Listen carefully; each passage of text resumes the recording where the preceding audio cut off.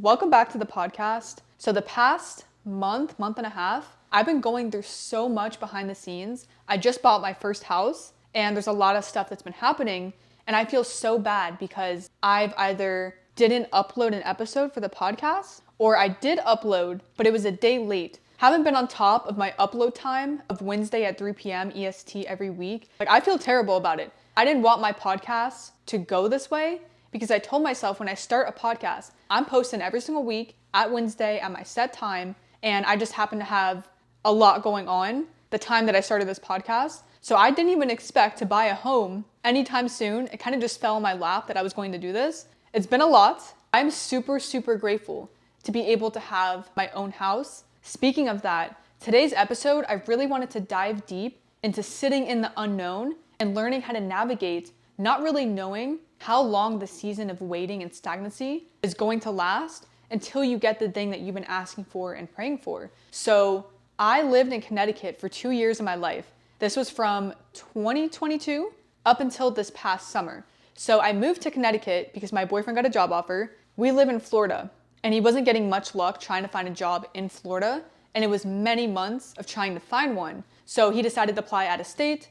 So he randomly got a job offer in Connecticut. So that's why we moved to Connecticut. I was there for 2 years. The first year was not bad at all. It felt really cool to live somewhere different and experience fall season and be close to New York City. Once we got to the second year, I was so fed up for how many months you're in the cold versus in the warm. I just couldn't take it anymore, weather-wise, and every single other aspect of my life. I was isolated from my friends, from my family. I didn't really have much networking and career opportunities in the North. When it comes to social media and networking with other people that are doing the same thing that I am. Those 2 years of my life in Connecticut were super isolating. And I just couldn't take being in Connecticut any longer. I wanted to go home so bad, and same for my partner. The first year was okay.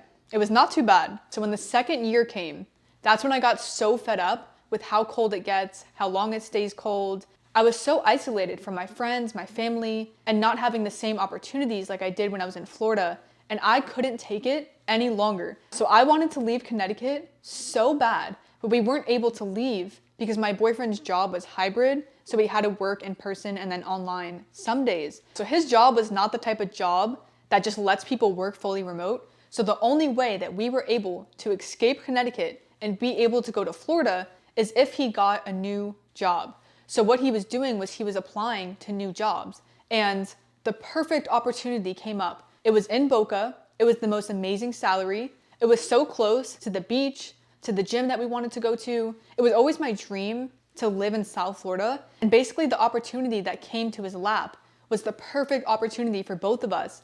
At least that's what we thought, right? Because my dream, at least I thought my dream, was to always be in South Florida and be in that area, because I thought I needed to be in that area to be successful and to have a fun life, was being in South Florida. The dream scenario came up and he had the interview, but it took a while for us to know if he got the job, and then he found out that he didn't get the job. We were so heartbroken when we realized he didn't get the job because that was our dream scenario, and not only our dream scenario, but our way to escape Connecticut to be able to come back home to Florida. So we were definitely very sad when that happened, but then right away I flipped that and I was like, you know what? God probably has a better plan for us that we have no idea what the plan is. I had to stay faithful and patient because even though I had no idea how I'm going to get back to Florida from living in Connecticut and how I'm going to move the hell out of there, I know that God is going to find a way to get us out if that's something I really want to do. I just stayed patient in the unknown. I had no idea how we were going to be able to move to Florida and go back home. This was stuff that we really needed to know because our lease was about to be up. So we were really dealing with so much high pressure on if he was going to be able to get a new job before our lease was up, or if his job would allow him to work fully remote. That was also another option that we were going to have him ask to be able to do that. So he asked his boss, and that was a long process to actually get a yes from his boss. We were so grateful that his boss let him keep his job and move to another state and be fully remote. That is actually crazy because jobs that don't allow that, they're not going to randomly let one person be able to do that. So the fact that my boyfriend was able to get that opportunity to keep his job and work in a whole different state, that was a blessing. So we were so grateful, okay, he may have not got the dream job, and we may have not moved to my dream place, which was South Florida. We still found a way to be able to leave Connecticut and move back to Florida. So we ended up having the opportunity that basically my boyfriend's parents own 2 homes. So they live in Gainesville in their home, and then they also have a townhouse in Orlando that they rent out to people. So the person that was living here happened to be moving around the time that we could technically move in after our lease was up in Connecticut. So we were able to live here. I've been living here ever since, guys. I'm literally here right now. And we've been able to save so much money in the past year to the point where we were able to buy a new home, guys. So I feel so grateful because even though sitting in the unknown was so hard for me, I had to have so much patience and so much faith that things would work out. I had no idea how we were going to get out of Connecticut and move to Florida, but I just had to stay patient because I had no other choice.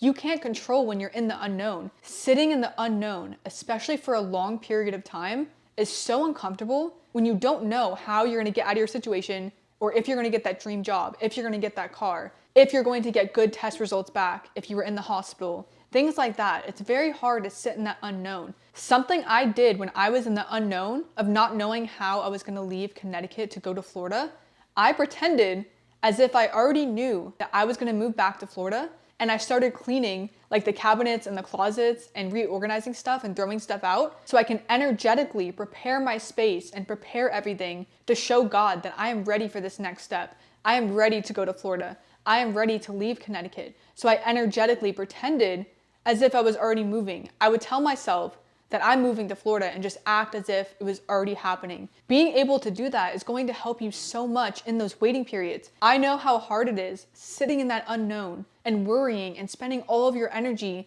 putting yourself in a deep hole for no reason, when instead you can use your energy to prepare for the thing that you're wanting. So when you do end up getting that thing, you're already ready for it. And that's something that you really need to learn in these waiting periods, is being able to switch your energy and pretend as if you already have the thing that you're wanting. So I really hope this episode helped you guys. It's probably a really short episode. I'm trying to get back in the groove of doing these podcast episodes because when I take breaks, I feel like every time I come back, I'm like a little rusty. And honestly, my head is just all over the place because every single day for the past month and a half, there's been some type of hiccup or something very frustrating with the process of getting this house. So it's been very stressful. Mentally, I'm just not there to be able to give to other people the way that I want to right now, but I'm still trying my best to show up when I can. But I thank you guys so much for having the patience for me and still watching the podcast, even if I don't post every week or if it tends to be late. I hope you guys got something out of this podcast episode. I promise they're gonna get so much better once I'm moved in my house. I'm actually moving in 2 weeks. There's even so much going on before I move in. So starting tomorrow up until Wednesday, I have my boyfriend's family from Chile staying with us here at the townhome. And then next weekend, I'm going to Gainesville for my boyfriend's mom's birthday. And then the next week we're moving. So we have a lot of stuff going on. I'm trying to navigate that also with my clients and social media and the podcast. But thank you guys so much for the patience once again. If you feel inclined to do so, make sure you guys subscribe and comment below if you guys have anything you want to say about the episode. I will see you guys next week. Bye.